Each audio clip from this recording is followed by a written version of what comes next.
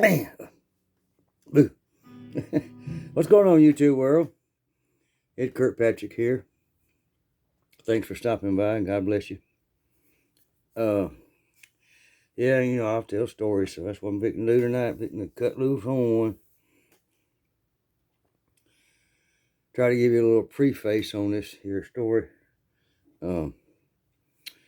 It's about when I got married, had a youngin'. Yep. Moved to West Memphis, Arkansas from Slidell, Louisiana. I was working for a truck company. I was in operations. I wasn't driving one of them things. I can, but wasn't doing it at the time. And the day I moved to West Memphis, Arkansas from Slidell. Slidell's New Orleans, just across the causeway there.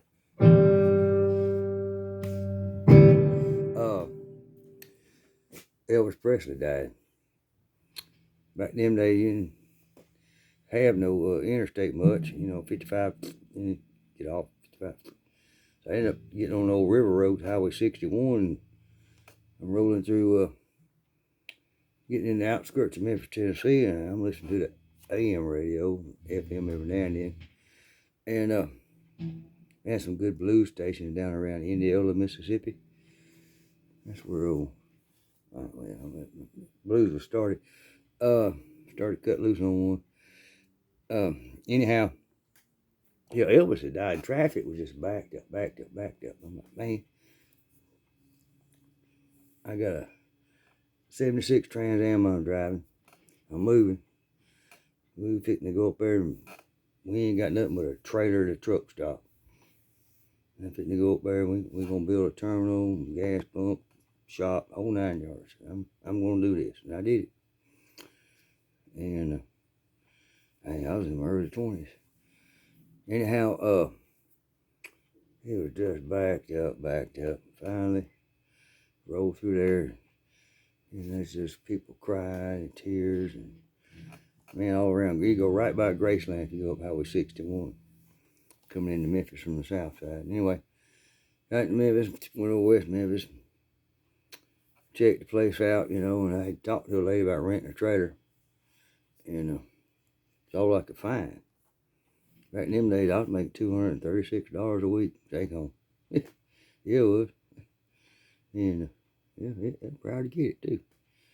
Anyhow, I called that lady. She said, "Oh, geez," I said, "I done rented that trailer out, but I do have another one over here. I didn't know if you were serious or not." I said, "Well, I was, ma'am. I'm here in town. I got to have a place to stay."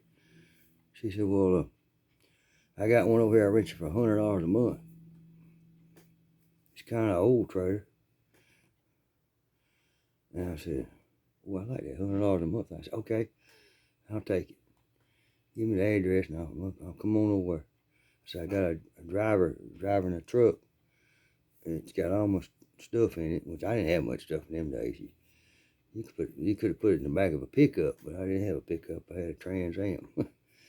So anyhow, we roll over there, and this is old little small. It looked like one of them. Them cross between a camper trailer and a mobile home. It looked like one of them. It's probably made in the 60s. Anyhow, I give her the 100 and depositing the 100 first month's rent and moved in that little thing. And boy, winter come on and it got cold. And let me tell you what, that thing didn't have but a little old 10-gallon water heater in it. And it had no insulation. I about froze my butt off. I stayed at that thing about 6 months, and I found an apartment. And when I moved into it, and I met my wife, well, soon to be wife at that time. But anyway, kind of hit it off and everything.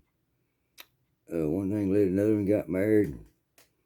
And she said, "We got to get out of these apartments. I don't like apartments." I said, "I'm with you all the way, baby. Find us a house." So my job was in West Memphis, and her mama lived in West Memphis. Her daddy, and at the same house. So we had to be back in West Memphis, and that's fine with me. So we found us a house and bought the house, and the payment was $238 a month. It's the same as one check I was getting. Anyhow, we rocked along, we struggled with having one car, Trans Am, and I traded it in, and I wish I never got rid of that car. God dang it. But anyhow, women make you do things. I won't say dumb things, and I won't say smart things, but somewhere in between. And we traded in, got a Toyota Celica Supra. Yeah, 80 model, I think it was.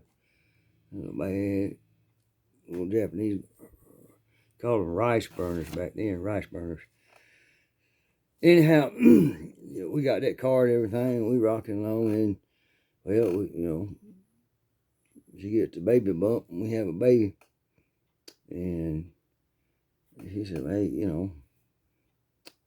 we got to solve this, we got a transportation problem.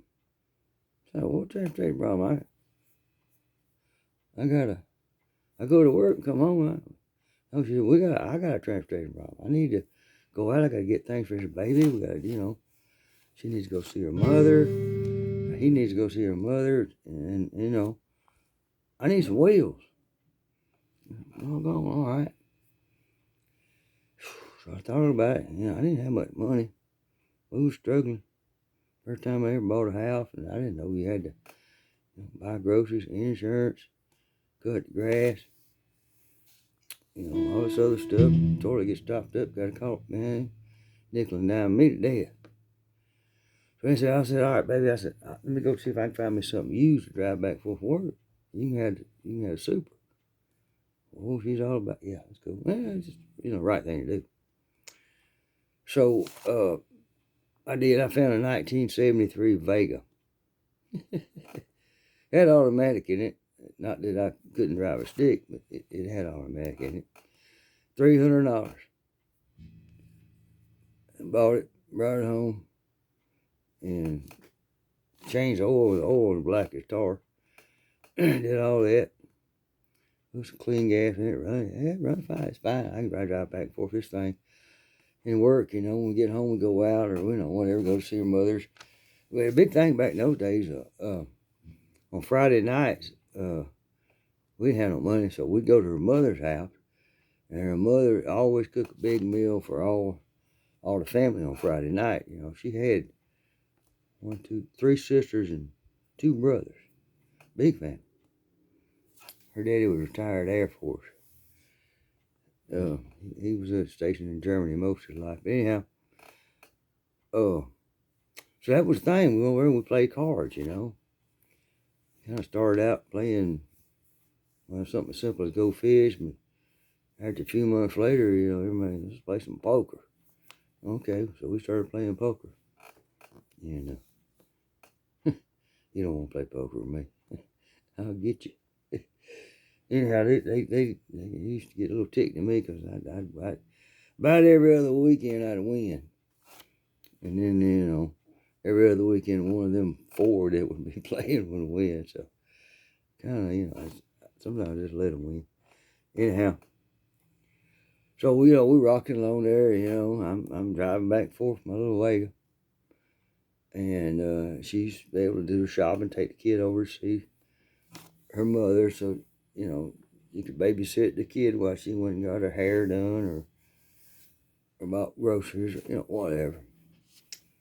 And I was on work one morning. I was going to work one morning in that Vega. And all of a sudden, now, what I'm fixing to tell y'all is a bad day, okay?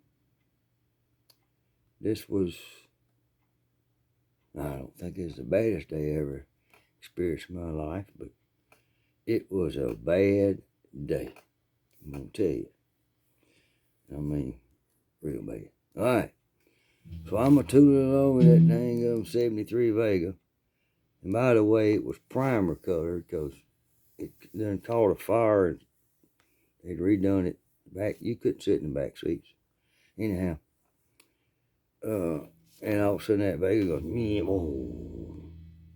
Pull it off the side of the road. God damn, what happened? I looked down there at the gas gauge and I said, oh crap, I'm out of gas. Jesus. Oh man, I'm smarter than this crap. So I got out.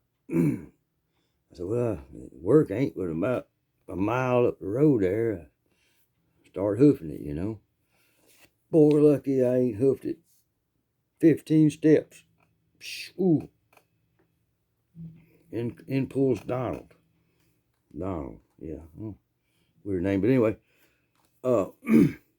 He gets out and says, hey, Ed, I thought that was you. What's wrong? You got a flat? I said, no, I run out of gas, damn it. He said, oh, geez. He said, I ain't got no gas. I said, well, just get me to work, and then lunchtime, I'll figure out something. I'll get somebody to shop or something, come out here and put some gas in it. He said, all right, get in. Let's go. I got in, you know. Booked. And got to work. We're doing our thing. And getting closer, he said, Donald said, hey, man.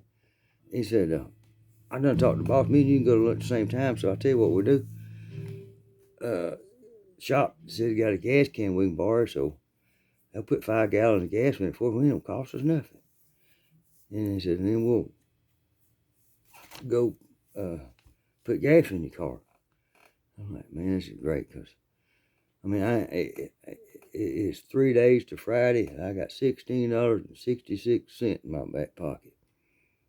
Don't get me wrong, I didn't buy about 5 McDonald's meals in that day, but, you know, yeah, I'm all for that. So, you know, lunchtime we get, you know, go shop, get the can, you know, Bubba in the shop, he done got the can filled for us. We ride that back over where the truck's at, the car's at, 73 Vega, pop the gas cap, pour the gas in, blue, blue, blue, blue, blue, blue. Okay, man. All right, great. Turn up, getting in there, turn the key, and he goes,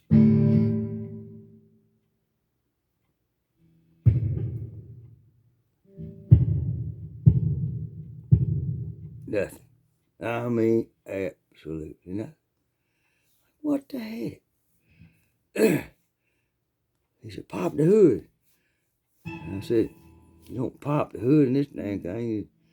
The hood's out there on the front. You just, walk around. He had one of them newer cars, you know, where they first put a 73 Vega. It didn't have no hood release. The hood, you know, you just pop the thing out front. It wasn't secure no way at all.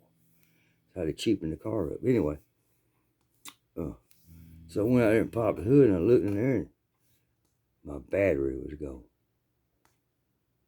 I said, somebody stole my darn battery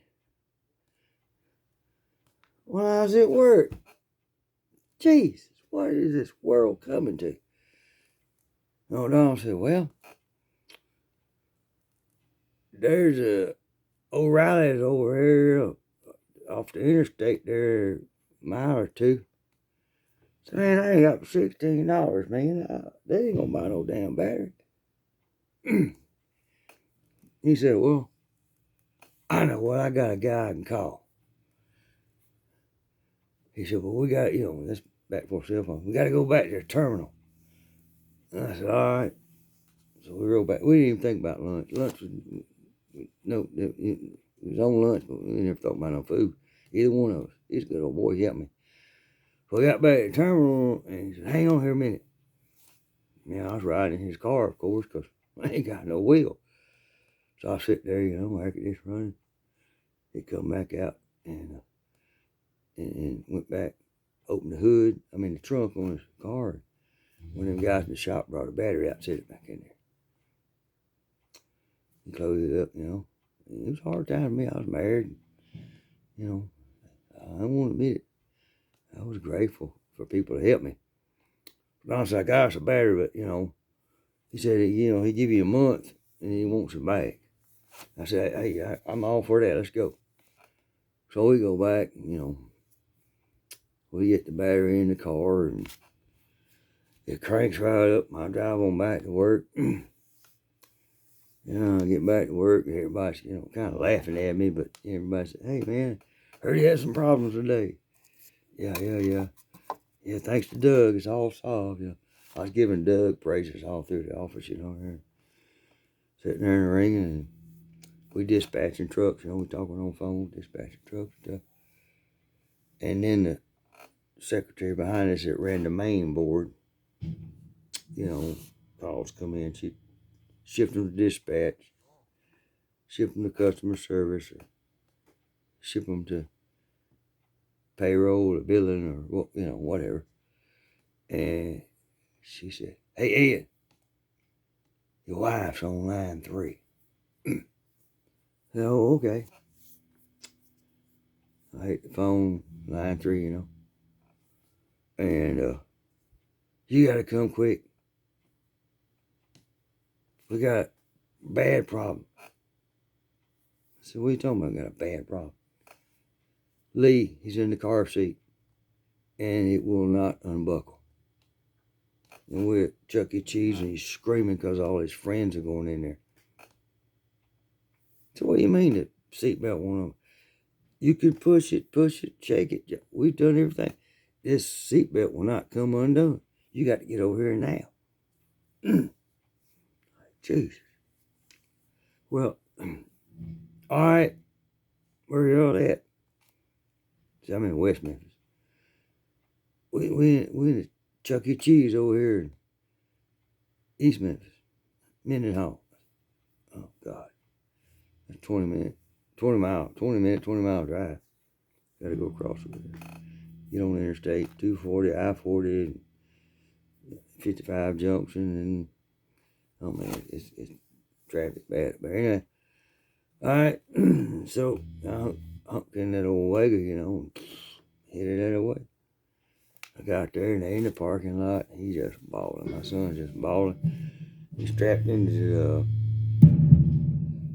car seat, and they can't get him out. He just bawling. They got them shoulder harness things on back in them days.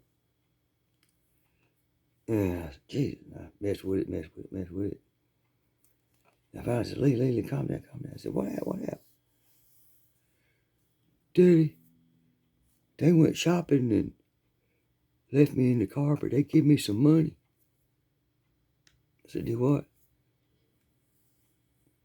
And my ex-wife had been out with her sister. Evidently, they done gone into a store and said, Lee, here's you some money. We'll be right back or something. I don't know. You shouldn't leave a kid in the car unattended. But anyway, he took, that little money and got to messing with it. And he saw that slot and that seatbelt thing. Said, that's kind of like that other slot I put in the bubblegum machine. It's kind of like that other slot I put in that little thing, and it does ding-dong things. Simple life back in those days. A penny could get you a little bit of entertainment. So he thought, well, stick this thing in the seatbelt down there. And he did. And he told me, I stuck a penny in the seatbelt, Daddy. Think that's got something to do with it? Probably got a lot to do with it, son. So, went back to Vega and had a little bag I traveled with. It had a short iron and a pocket knife in it. And I got the pocket knife out. I just want to just cut the seatbelt. So, all right. Everything fine. I got him out. Let him walk around, talk to him. This little 2-year-old boy, he's barely learning to walk. He done been, locked up in the car seat. Anyway, he got it back together. I said, well, I got to go back to work. Probably about 30 minutes, but I got to go check on things and I'll be on home. Okay. How's your day going? I said, it's going great. So I went on back to work, and then when I got to work, everybody was scattered around, little groups and everything. What the heck's going on here? I've seen Donald over there, and I said, hey, Donald. Donald's like, man, I guess I ain't good enough for him at this moment in time. So kind of eased over there. Old secretary running the phone, she bounced up and said, Well, everything go okay with your wife and all that? I said, oh yeah, everything's just fine. So what the heck's going on? She had a truck driver die today. Yep. We're off the road in California and killed him. I said, jeez. Yeah, we just got word a few minutes ago. Guess what he was hollering? I said, I got no clue. He was hollering radioactive material. Oh, God. Yep, it's a big thing. Geez, well, I checked on what I had to check on and everything. I said, man, this day ain't, there's something out there today that ain't going right, you know. So I head on back to the house. And I come around the corner. I was at 308 Marion Street, something like that, West Memphis, Arkansas. Little old, just a modest neighborhood. Like lower income, but things were nice back in those days. And my two neighbors was on this side was a state patrolman for Arkansas State Police named Darrell Preston. I've met two Darrell Prestons in my life. This is one of them, but and then on the other side was a guy named Sammy Swindell. And he done come in there and built a big old fancy metal building in his backyard. We all had about an acre lot. And, you know, and I don't know if any of y'all know who Sammy Swindell is, but, you know, them little short track cars that kind of go around. They never do hard to straighten up. They got, some of them got wings on the top of them, these dirt track dealers. I forgot what they call it recently. That's what this boy was into at that time. He also done some drag racing and some other stock cars, but yeah, he'd get out there at 2 o'clock in the morning, wasn't nothing him fire up one of them things. Yeah, and it's a strange neighborhood. And the state trooper next to me, he was out cutting hedges one day with his electric trimmer. You know, he'd done bought one of them electric trimmers. Back then, he had a cord run to it. And it kind of wouldn't work, you know. He said, doggone, what's going on? And the idiot put the thing between his legs and jerked on the cord. And it fired back up and cut his, yep, it did. Anyhow, so I roll around the corner there. Here's where I'm coming to, okay? Got a guy, got a nice house, got a shop in the back, got my little house. I ain't got crap in the back. Then we got state trooper, who is, you know, when he's off work, he's trying to keep his yard clean and all that. And I turned the corner and there's 5 cop cars in front of my house. And 2 of them got lights dingling. I'm like, oh God, what's happened? So I pull up and I get out. I started walking there and some guy stopped me. Whoa, who are you? Where are you going? I said, that's my house. It is, that's your house. Yeah. Oh. Well, we just called an escaped convict got out and he broke in your house today. And we was able to track him with the dogs, and we went through here checking houses and we found him in your house. You're going to have to wait a little bit. I said, why is that? He said, well, there was an altercation and they had to shoot him in your house. I'm like, man, this day right here, I don't know how it's going to end, but Lord, man. Then about that time, my wife pulls up with the kid screaming in the back seat. I'm like, what the heck's going on now? Excuse me. So I go to the street, you know, kid screaming. She got all the windows down. And I go back there, and his side of his neck's burnt, and the side of the car seat, it got a hole burn in it, and it's still smoldered. You know, she's in that Super, that's a two-door, so I had in the back seat, so I throw the front seat up, pull it up. Anyway, I got him out of there. What happened? He said, Mama throwed a cigarette at me. And I said, what? She said, oh, I smoked a cigarette. I thumped it out the window, and it came back in on him. And I didn't know it till he started hollering. That's when we turned the corner and seen all the police. What the heck's going on? I'm like, man, Lord, you put me through the ringer that day. I'm going to tell you. But everything turned out fine. We went and spent the night here at the mama's. They sent a cleanup, the state sent a cleanup crew over there the next day. A crime scene cleanup crew. We didn't have to pay for it. Cleaned up the house. So we was able to go back in there the day I had spent 2 nights with her mom. Oh, God, that's another story for another time. But anyhow, I got through it. We laughed about it. But my son Lee, he never would get back in that car seat again. We had to go get a new one and put it on the other side till he outgrew it. Put it on the other side of the car. Oh, jeez. It made get McDonald's fries harder to get to him, but it was all right. We learned a big lesson. So, no matter what life deals you, hey, man, trust the Lord. He'll get you through it, and it's all a thing in time, whether you're here or whether you're there. Just believe in Jesus, and you will have both. God bless y'all. Ed Kirkpatrick. Man, that was a long one tonight.